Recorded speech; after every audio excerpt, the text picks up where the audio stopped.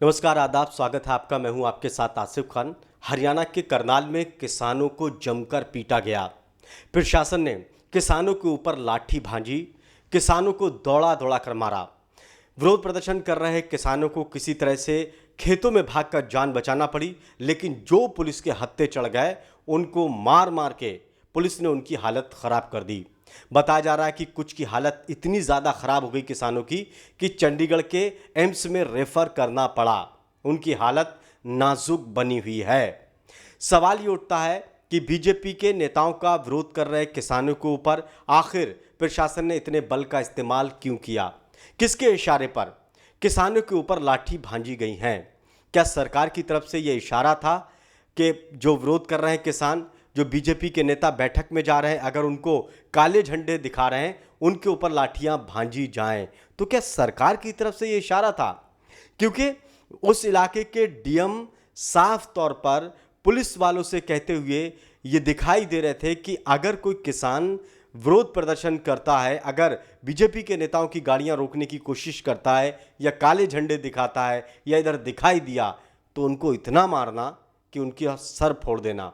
उन्होंने वीडियो में कहा कि आपको किसी के लिखित के आदेश की ज़रूरत नहीं है और अगर आप लोग ने ऐसा नहीं किया तो फिर ठीक नहीं होगा। यानी कि डीएम के कहने पर जो वीडियो वायरल हुआ है और कांग्रेस के नेता ने डीएम का वीडियो वायरल किया है, उसके आधार पर ऐसी लगता है कि प्रशासन के कहने पर किसानों के ऊपर पुलिस ने लाठियां भांजी।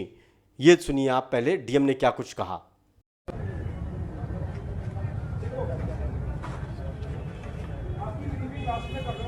सिंपल है, जो भी हो यहाँ से इससे कोई भी नहीं जाएगा वहाँ। इसी तरह का स्पष्ट कर देता हूँ, सर छोड़ देना। हाँ, कहाँ नहीं से जाएगा। सर? मैं ड्यूटी मैजिस्ट्रेट और लिखित में बता रहा हूँ, आज सीधे लट मारना। कोई डाउट? मारोगे? कोई जाएगा इसको ब्रीच करके? सीधे उठा के मारना पीछे। कोई डाउट नहीं है, कोई डायरेक्शन की जरूरत नहीं है, क्लियर है आपके? ये नाका किसी भी हालत में हम रीच नहीं होने देंगे। हमारे पास पर्याप्त फोर्स पीछे भी है, 100 की फोर्स पीछे यहाँ पे आपको खड़ा रखा है शुरू में, जिस समय कोई इशू नहीं है। मारोगे ना लट? ठीक है, क्लियर है? हेलमेट पहन लो, ये और मेरे को एकदम आप अलर्ट लेके रहके मिलना यहाँ पे, ठीक है?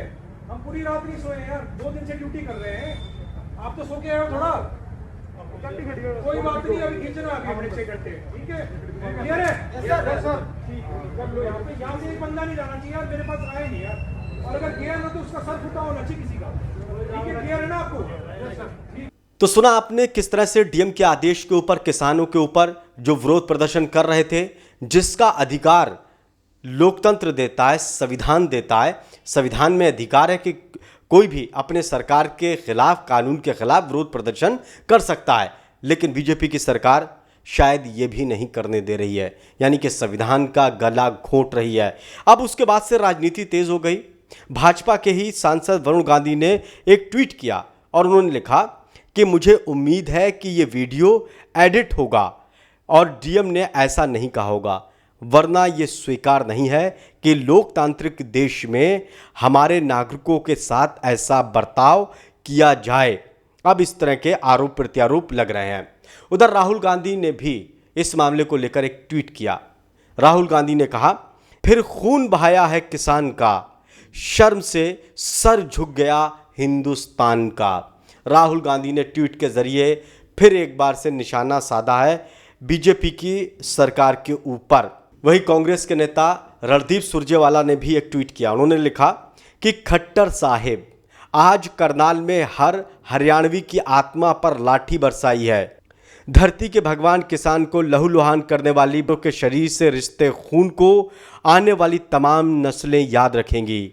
याचना नहीं, अब रण होगा, जीवन जय या मरण होगा।